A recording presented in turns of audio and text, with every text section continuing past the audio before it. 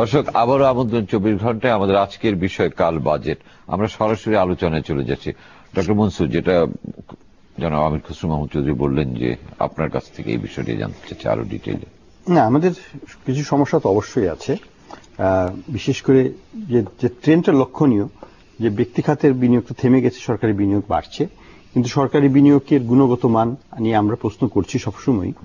এই কারণে যে এক নম্বর, সরকারি বিনিয়োগে আমরা যদি একই পদ্মা সেতুকে আমরা $2 বিলিয়ন থেকে $4 বিলিয়ন পাই, আমরা কিন্তু একটা ব্রিজই পাচ্ছি, কিন্তু খরচ কিন্তু দ্বিগুণ হয়ে গেল। অর্থাৎ আমাদের ইনভেস্টমেন্ট কিন্তু বেড়ে গেল, কিন্তু আমরা আউটপুট যেটা পাবো, যেটাতে বেনিফিটটা যেটা পাবো সেটা কম হবে।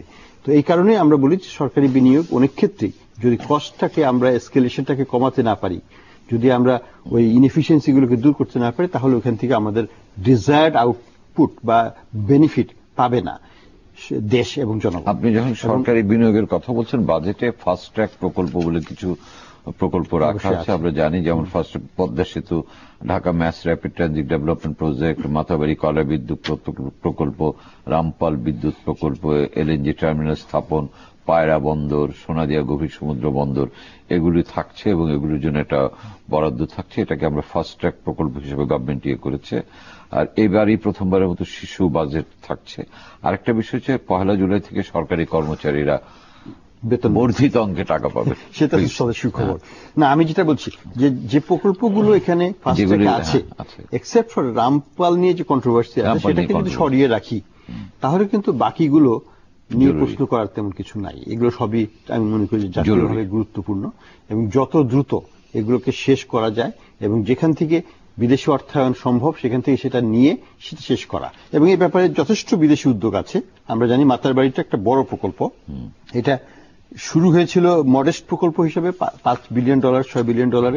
এখন এটা যাচ্ছে প্রায় $20 বিলিয়ন দিকে, যদি প্রকল্প পুরোপুরি বাস্তবায়িত হয়। ম্যাস র্যাপিড ট্রানজিট ডেভেলপমেন্ট, এটা তো ঢাকার যেটা আছে সেটা, কিন্তু এটা একটা লেন শুধু। আমাদেরকে চিন্তা করতে হবে ভবিষ্যৎ নিয়ে, পায়রা এবং সোনাদিয়া। হ্যাঁ, তো এই সব প্রকল্পগুলো যদি হয়, বা অ্যাটলিস্ট আমরা যদি কাজটা শুরু দেখতে পাই, তাহলে কিন্তু একটা বড় ইনিশিয়েটিভ চলে আসবে দেশের মধ্যে। কারণ দিস আর হিউজ ইনভেস্টমেন্টস। একমাত্র মাতার বাড়িতেই কিন্তু কয়েক $1 বিলিয়ন পার ইয়ার ইনভেস্টমেন্ট হতে পারে। এবং এখানে বর্তমানে পাঁচটা generation plant already in line potentially. 2টা তো জাপানিজ গভর্নমেন্ট থেকে, সেগুলো তো সিকিউর। বাকিগুলো কিন্তু ব্যক্তি খাতের বিভিন্ন ইন্টারন্যাশনাল ফার্ম তারা ইন্টারেস্টেড আছে, জাপানিজ আছে, সিঙ্গাপুর আছে, মিডল ইস্ট আছে। তো 5টাতেই ওইখানে প্রায় 6,000 মেগাওয়াটের পটেনশিয়াল ক্যাপাসিটি আছে। তো সর্বমোট ওখানে 10,000 মেগাওয়াটের পটেনশিয়াল থাকতে পারে। এবং ইন এডিশন ওইখানে পোর্ট, ডিপসি পোর্ট, এগুলো হচ্ছে, যেগুলো টোটাল ইনভেস্টমেন্ট হচ্ছে প্রায়, যদি সবকিছু হয়, 10,000 মেগাওয়াট করতেই লাগবে $10 বিলিয়ন, প্লাস আদার অ্যান্সিলারি মিলে $20 বিলিয়ন ইনভেস্টমেন্ট। এগুলো যদি বাস্তবায়িত করা যায়, তাহলে কিন্তু আমাদের ইনফ্রাস্ট্রাকচারের একটা বিরাট সমস্যার সমাধান দেখতে পাই আমরা। সেটা করতে পারবে কিনা, সরকারের ম্যানেজমেন্ট ক্যাপাসিটি আছে কিনা, সরকারের সেই ক্যাপাসিটি নেগোশিয়েট দ্য ফান্ডস আছে কিনা, এবং সেগুলোকে সত্যি সত্যি implementation at the right price, আমি আন্ডারলাইন করি রাইট প্রাইস করতে পারলে আমরা ওই বেনিফিটটা পাবো। যেটা ফুলহক বলছিলেন আপনি, যে আমাদের এই ইনফ্রাস্ট্রাকচার একটা সম্ভাবনা আমরা সবসময় দেখি, বাস্তবে কতদিন এবং কি অবস্থা। আপনি কি আশাবাদী যে কথাগুলি ডক্টর মনসুর বললেন? আশাবাদী হওয়াটা স্বাভাবিক। আশাবাদী হতে আমরা আশা করি যে আশাবাদী হতে চাই, আশাবাদী হতে আমরা পছন্দ করি এবং আশাবাদী হতে চাই। একটা বিষয় হচ্ছে প্রথমত যে প্রাইভেট সেক্টরে যেভাবে যে খাতগুলোতে আসলে বিনিয়োগ করছে, প্রাইভেট সেক্টরে বিনিয়োগ কমে যাওয়ার ফলে সরকারি বিনিয়োগ বাড়ানো, এটা কিন্তু সরাসরি সাবস্টিটিউট হচ্ছে না। কিন্তু প্রাইভেট সেক্টরে বিনিয়োগের ধরন একরকম, পাবলিক সেক্টরের বিনিয়োগের ধরনটা কিন্তু একেবারেই আলাদা। আপনার সুবিধার জন্য যে 10 বছর ধরে বেসরকারি বিনিয়োগ 21 থেকে 22%, সেটি আমি বলছি যে এই যে একটা স্থবির হয়ে আছে, আমাদের উন্নতির জন্য এটা আরো র্যাপিড একটা গ্রোথ দরকার এবং হওয়া উচিত ছিল, যেটা হচ্ছে না। এবং আমি আশঙ্কা করছি যে আগামী 4-5 বছরে এই জায়গাটা স্থবির হয়ে থাকবে। কারণ যে প্রকল্পগুলি এখন নেওয়া হয়েছে, প্রথমত এই প্রকল্পগুলি আরো আগে নেওয়া যেতে পারত, এবং এই প্রকল্পগুলো দ্রুত এবং সঠিক পথে বাস্তবায়ন, এবং এই যে খরচের যে একটা ঊর্ধ্বগতি, যেটা পদ্মা ব্রিজ আমরা স্পেশালি দেখছি প্রায় ডাবল হয়ে যাচ্ছে, এবং এটা শেষ হতে হতে আরো সেটা নিয়ে অনেকে সন্দেহ প্রকাশ করছেন। আরেকটা জিনিস আমি বলবো যে স্পেশাল ইকোনমিক জোনের কথা বলা হচ্ছে আজকে 5 বছর যাবত।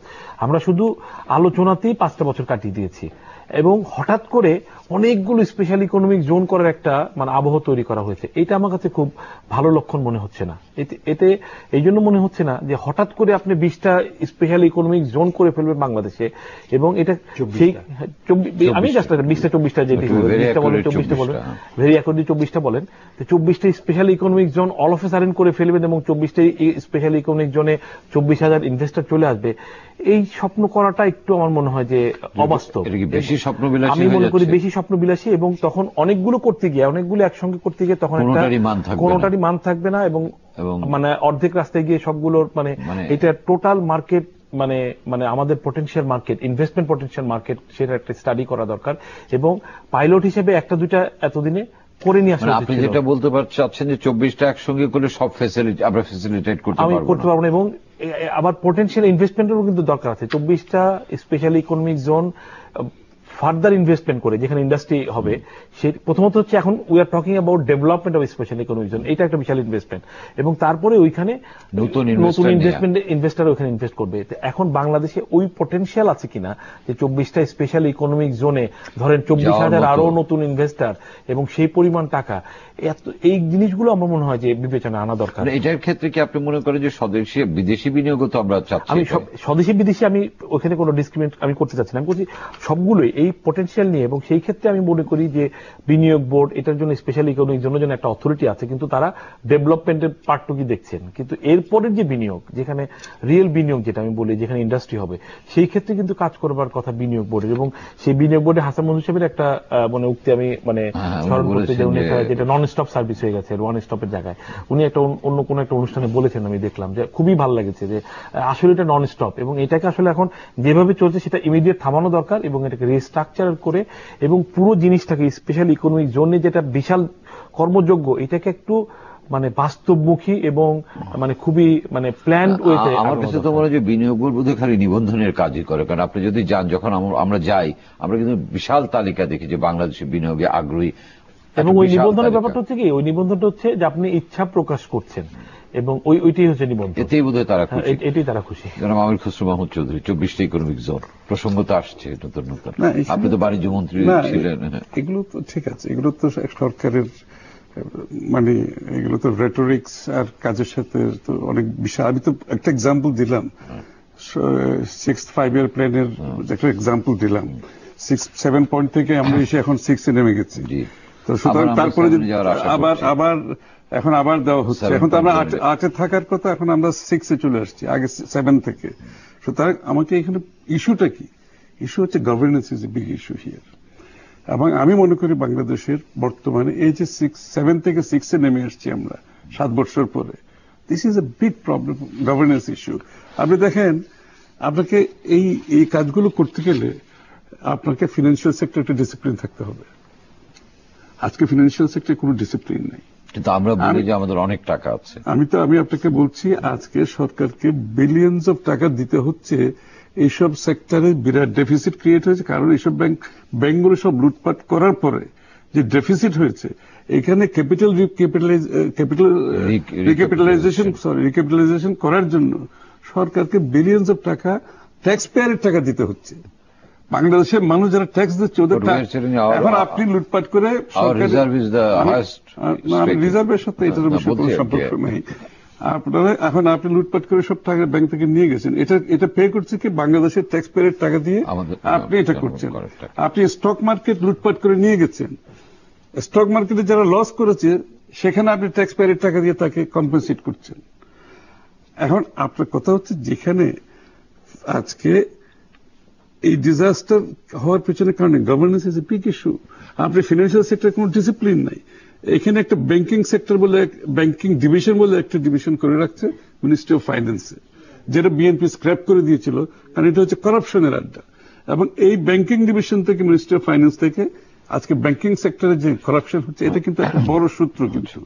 সুতরাং আপনাকে গভর্নেন্স ঠিক রাখতে হবে, এবং এই ক্ষেত্রে প্রাইভেট সেক্টর খালি গভর্নমেন্টের যেগুলো ইনভেস্টমেন্ট দিয়ে, তো আমি একটু আগে বলেছি ব্যাপারটা, কিন্তু প্রাইভেট সেক্টর এরকম ইনডিসিপ্লিনের মধ্যে, প্রাইভেট সেক্টর আপনি দেখেন এই ব্যাংকিং সেক্টরে এই ইনডিসিপ্লিনের জন্য যে যত টাকা প্রভিশনিং করা হয়েছে, যার জন্য আজকে ইন্টারেস্ট রেট এত উঁচাতে আছে।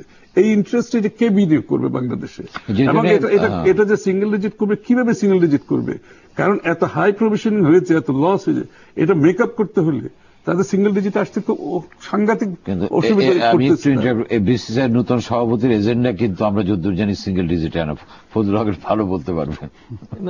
উনি ঘোষণা করেছেন, এখন বিসিসিআই প্রেসিডেন্টের উপর তো ব্যাপারটা নির্ভর করে না, কিন্তু উনি চেষ্টা করছেন, সেটা ভালো, যদি করতে পারেন অবশ্যই এটা ভালো, কিন্তু বাস্তবতাটা এত সহজ হবে না আমার মনে হয়। যেটা খুসরু বলেছেন সেটা একটা খুবই কঠিন বাস্তবতা, যে প্রভিশনিং এত হাই, মানে যেটা অফ দ্য রেকর্ড আমরা আলাপ করছিলাম, এবং এটা কিন্তু সরকারের যারা উচ্চ পর্যায়ে আছে তারাও এটা স্বীকার করেন, যে অফ দ্য রেকর্ড তারাও স্বীকার করেন যে এই প্রভিশনিং না কমানো গেলে ইন্টারেস্টেড রিয়েলি মানে সিঙ্গেল ডিজিট আনাটা সম্ভব হবে না। জি, জনাব হাসান, আমরা প্রায় শুনি যে আমাদের ইকোনমিক সবগুলি ইন্ডেক্স খুব ভালো আছে, কাজে we are in a good state. But আমার কাছে যে তথ্য আছে যে অর্থনীতির গুরুত্বপূর্ণ দুটি সূচক ভালো নেই।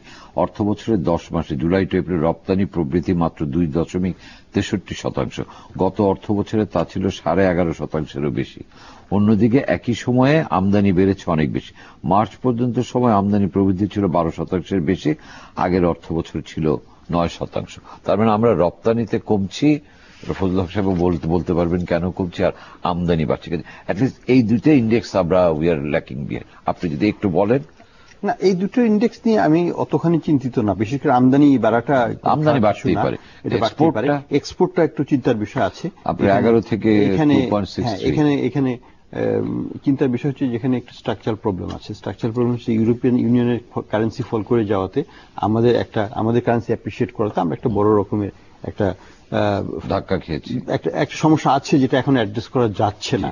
কারণ এটাকে করতে গেলে কারেন্সিকে ডেপ্রিসিয়েট করাতে হবে যদি সত্যি সত্যি সরকার এটাকে অ্যাড্রেস করতে চায়। কিন্তু এটা that's not an easy thing also, কারণ আমাদের এখন রিজার্ভ বাড়ছে, আর কত বাড়াবে রিজার্ভ? এটাকে ইন্টারভেনশন করতে গেলে আরো কিনতে হবে রিজার্ভ, যে কারণে বাংলাদেশ ব্যাংক ইজ রিলাক্টেন্ট।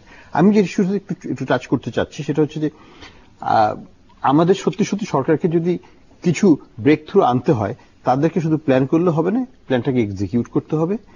এবং আমি মনে করি যে এখনই সময় হচ্ছে যে সরকারের পলিটিক্যাল হাইয়েস্ট লেভেলের অ্যাটেনশন টু ইকোনমিক ম্যানেজমেন্টে দেওয়া, যেটা আগে তারা দিতে পারে নাই because of political uncertainty, political tension, এগুলোর কারণে। এবছর সেই সুযোগটা এসেছে, সেটা ক্যাপিটালাইজ করা একটা সরকারের প্রয়োজন।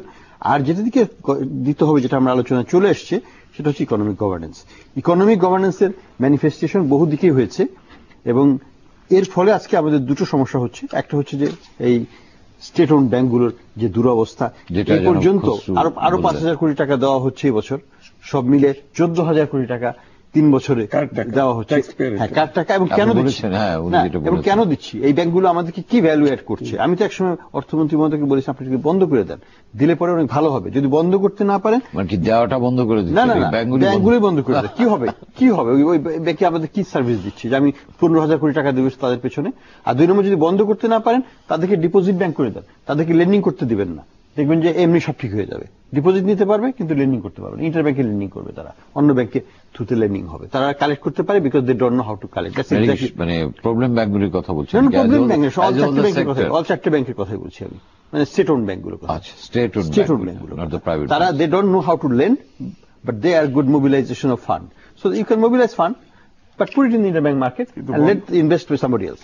বন্ধ করতে গেলে যে বিলিয়ন ডলার ডেফিসিট, বন্ধ করে বিলিয়ন ডলার ডেফিসিট তো আবার ট্যাক্স পেয়ারের টাকা দিয়ে এখন দিতে হবে। এটা দিতে হচ্ছে কন্টিনিউয়াসলি, এটা হয়তো বড় অ্যামাউন্ট দিতে হবে। না, ব্যাড লোনের কারণেই তো এই ডেফিসিট, এই 14,000 কোটি টাকা দিতে হলো। যদি লেন্ডিংটাকে না করা যায়, যেমন আগে আমি একটু বলতেই হবে, যেমন ফখরুদ্দিন সাহেবদের সময় গভর্নর ছিলেন যখন, তখন একটা রুল ছিল 5% lending cap for all state own banks, সেটা তুলে দেওয়া হয়েছিল। And that's why it put us in this situation. 5% cap যদি থাকতো, আজকে কিন্তু এটা হতো না। So you want to re-establish that cap? That cap, or even take out the whole cap, is zero. You don't lend. You just collect money, what you have lent, and you lend through the private banks. Through interbank market. Other banks can lend your money because they know how to manage their funds. এটা বোধহয় মানে বাস্তবে কতটুকু? না, বাস্তবে অনেক দেশে আছে। There are many countries. আমাদের দেশে কেন না? Why not? If you really want to manage your system, which is unmanageable, that's the only way manage or shut it out. It's a very interesting point উনি Why not? আমি বলি কেন আমি তো এক্সকিউজ মানতে রাজি না। আপনি ইন্টারেস্ট রেট কমাতে চাচ্ছেন। আমি একটু বিরতিতে যে এসে আপনার কাছে আসি, এই বিষয়টা নিয়ে আমরা বিরতির পর আলোচনা করব এবং আরো কিছু বিষয় আছে শেষ করব। দর্শক, এ পর্যায়ে ছোট্ট একটা বিরতি নিচ্ছে, আমাদের সঙ্গেই থাকুন।